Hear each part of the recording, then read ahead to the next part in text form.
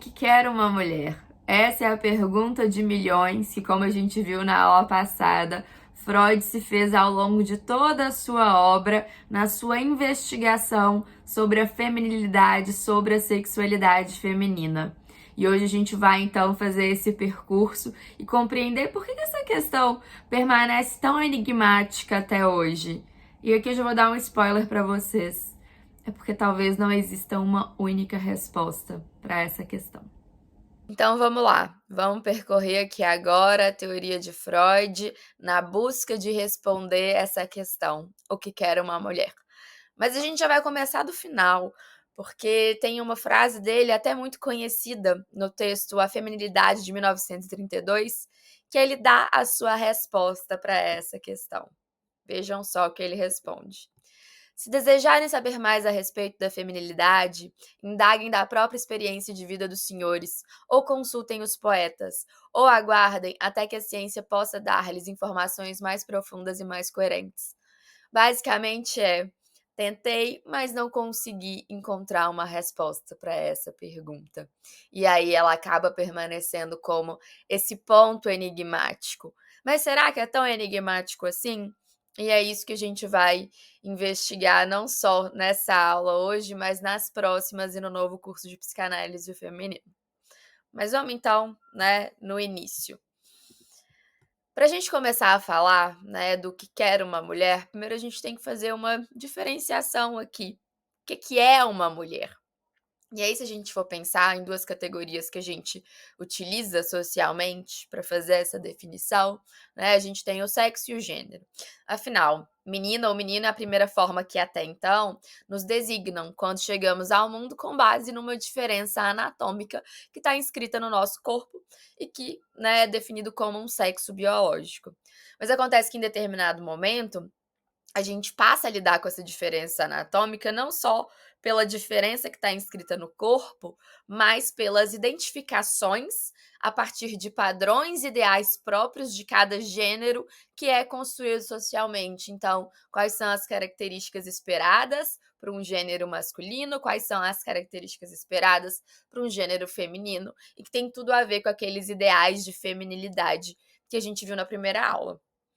Mas, é muito pouco a gente dividir o mundo entre homens, mulheres, masculino e feminino.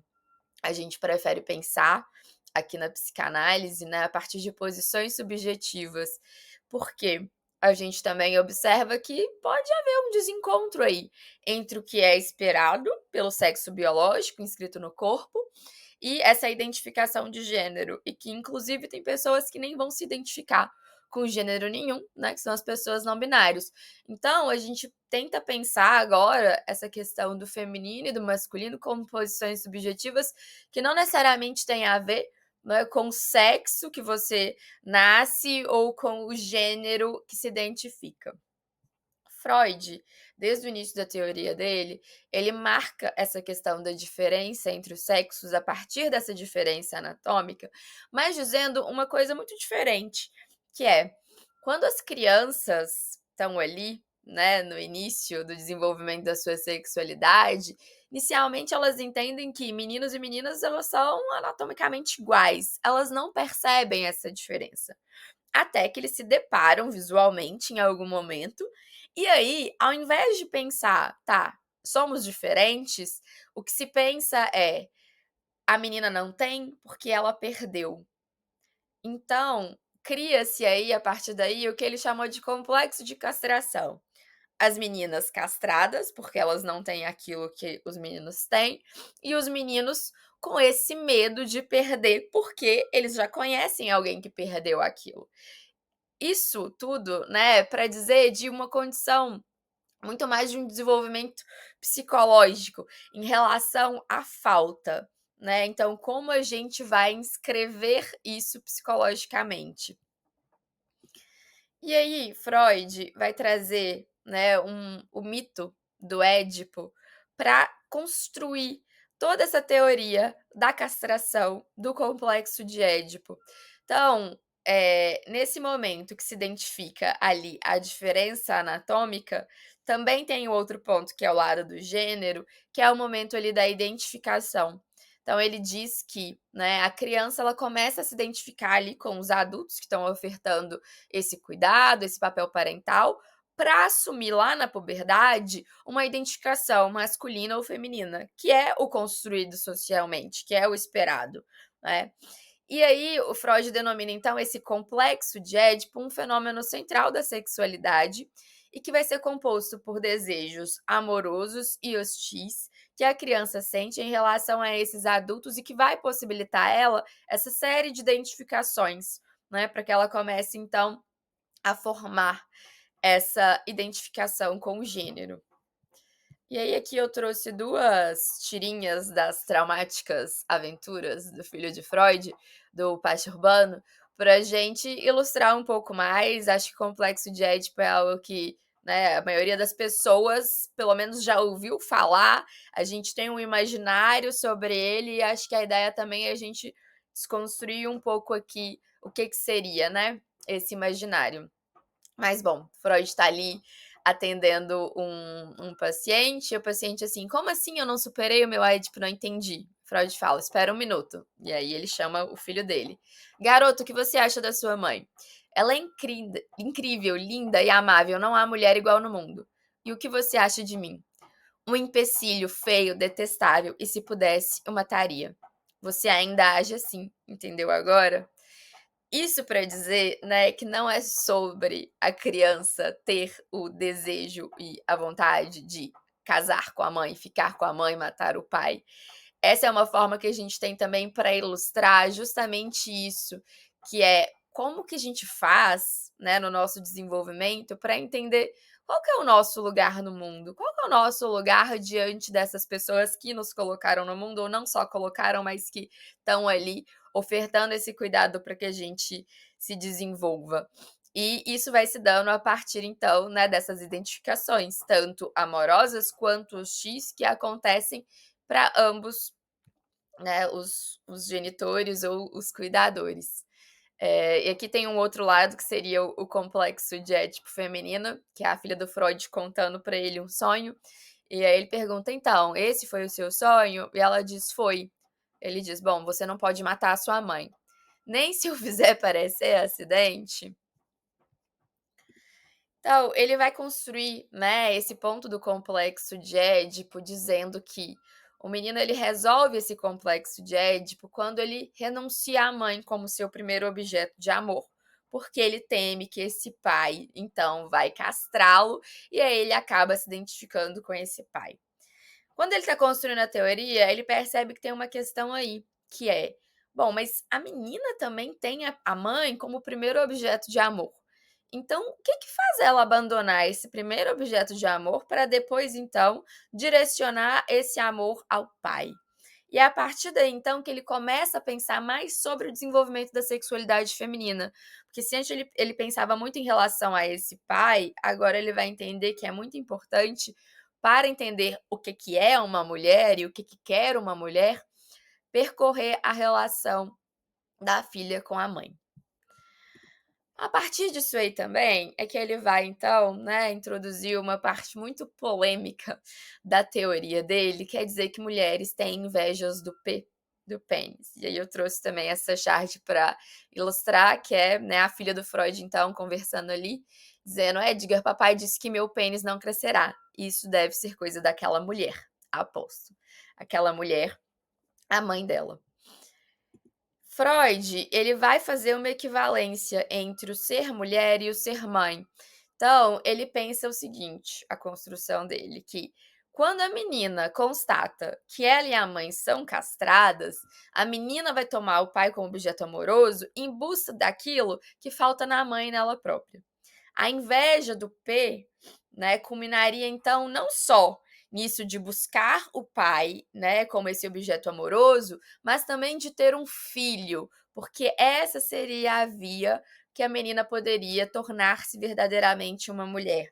Freud faz essa equivalência mulher e mãe, condizendo com os aspectos que a gente viu na primeira aula da feminilidade da própria época do Freud.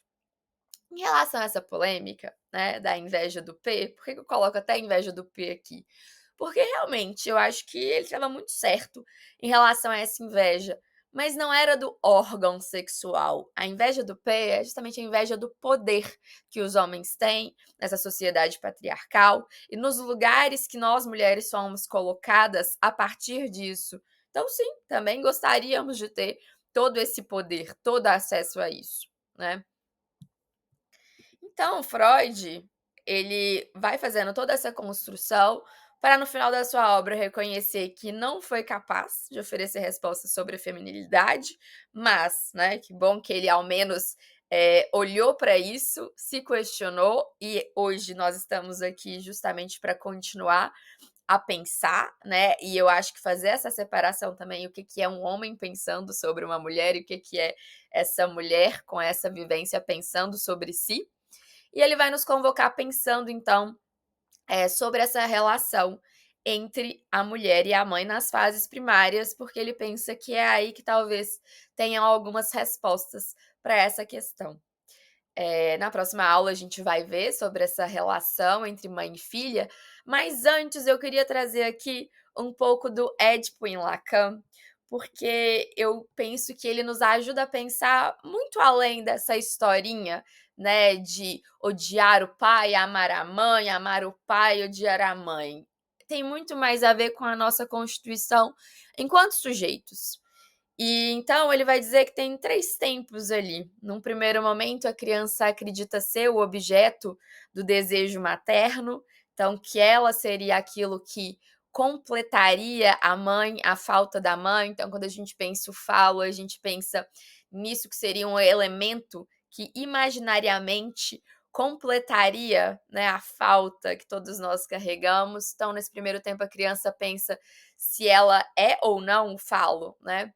No segundo tempo, na melhor das hipóteses, quando a mãe demonstra para a criança que existe algo para além dela, né? Essa mãe deseja algo para além, e aqui não precisa de ser só uma outra parceria amorosa, pode ser um trabalho, pode ser uma outra coisa que demonstre para a criança que, olha, a gente não vive aqui, né? Nesse mundo, só nós dois, eu e mãe. Tem outras coisas lá fora. E aí é quando a criança começa então a se dar conta que, bom, será que eu tenho aquilo que faz então, né, a minha mãe desejar? É diferente do ser pro ter. E aí a gente tem um terceiro tempo que a criança começa a se identificar com aquele que detém o falo imaginariamente e que interdita essa relação da criança com a mãe, que é então, se eu não sou aquilo que completa a minha mãe, se eu não tenho aquilo que completa a minha mãe, eu tenho que buscar a vir a ter não para minha mãe, mas para mim mesmo. E é essa operação que vai possibilitar, né, a constituição de um sujeito desejante. Então a gente pensa essas operações quando a gente está falando, né, do desenvolvimento, que é, primeiro nascemos ali alienados, dependentes desse desejo, desse outro materno, e aqui, né, o materno não precisa necessariamente ser a mãe biológica, mas a gente vai falar mais disso na próxima aula. A separação, que é necessária a intervenção, então, de um terceiro para barrar essa relação, para que a criança possa sair dessa posição de alienação e aí vir, então, a se constituir como um sujeito desejante. Então, essas operações são condições básicas independente do sexo biológico, que a gente entende que seja que é importante, né? E aí aqui eu trouxe uma frase da Malvine Zalcberg, que é uma psicanalista, e a gente vai falar muito dela na próxima aula também, porque ela tem um livro maravilhoso que é A Relação Mãe-Filha, e ela diz o seguinte: se não fosse por essa perda, o mundo pararia nesse ponto, em uma ilusória autossuficiência da relação mãe-criança, em uma circularidade de demandas sem nada para ser desejado. Ou seja, é importante, né, que nessa relação inicial que parece que um complementa o outro, em algum momento isso haja um corte, para que nós possamos desejar para além disso. Mas, né, ainda que sejam operações que acontecem tanto para o menino quanto para a menina, né, essa identificação de viril, como se fala, né, para a gente pensar no que a gente vai buscar para vir a ter isso que nos falta e que dá essa estrutura como sujeito desejante, para a mulher parece que falta alguma coisa a mais. E aí Lacan diz que a menina parece esperar da mãe algo que a situe como mulher, não só como sujeito desejante, mas algo com mais substância que situe para além desse falo. E tá aí a complexidade da relação entre mãe e filha que a gente vai explorar na próxima aula. E pra gente finalizar aqui, eu só quero avisar vocês que já temos a data do próximo curso de psicanálise feminino. Vai ser no dia 18 de abril, é uma quinta-feira, às 8 horas da noite.